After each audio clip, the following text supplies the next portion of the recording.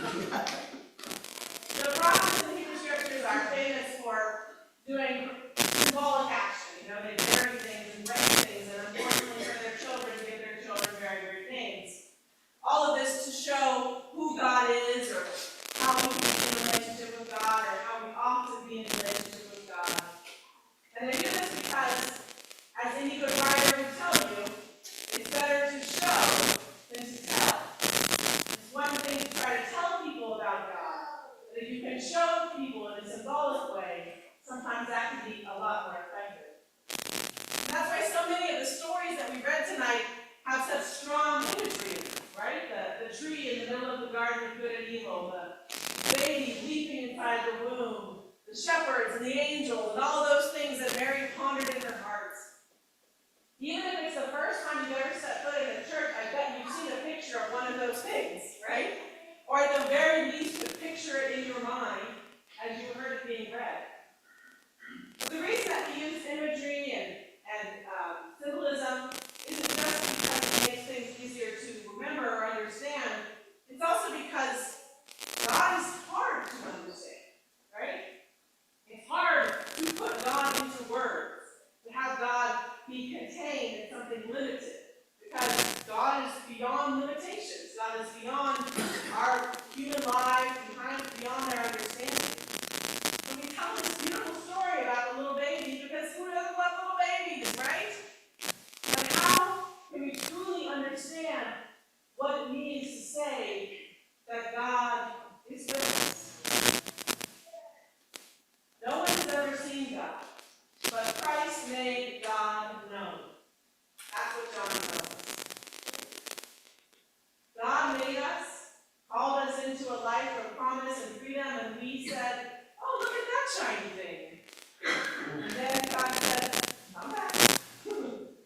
Sends all kinds of prophets and teachers, and we said, oh, look at that shiny thing. Didn't matter if that shiny thing actually hurt us or hurt other people. And again, God kept sending people to tell us how much God loves us, how much God wanted to be in a relationship with us, how much God wanted us to love one another. So finally God said, forget this, I'm coming down there, right? I'm going to show them how much I love them. I'm going to show them how much I long to be in a relationship with them. I'm going to show them what it means for us to really love one another. And that's Christmas in a nutshell. It's a reminder to us that Christ wasn't born under a beautifully decorated tree with wonderful presents, listening to a wonderful choir, enjoying hot cider and cookies, although all of those things are wonderful, and I'm so glad we get to do them tonight.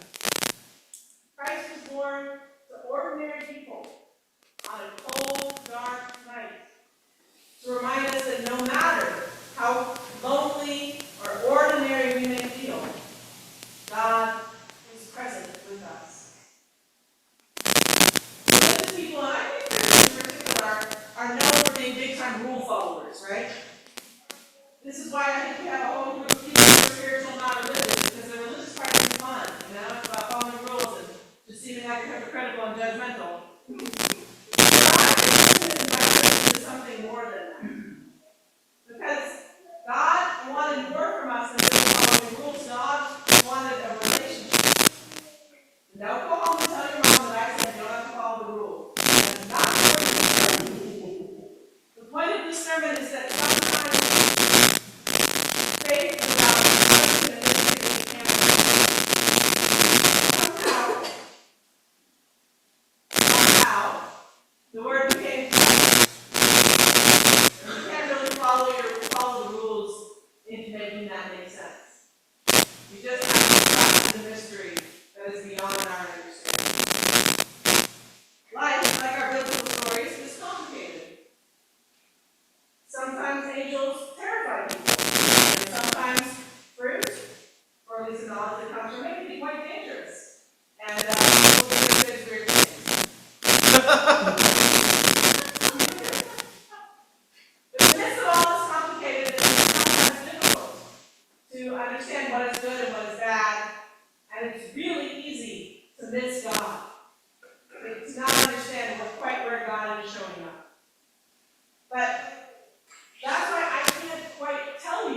God is with you. You have to do the work of paying attention. Where is God being born tonight in your life?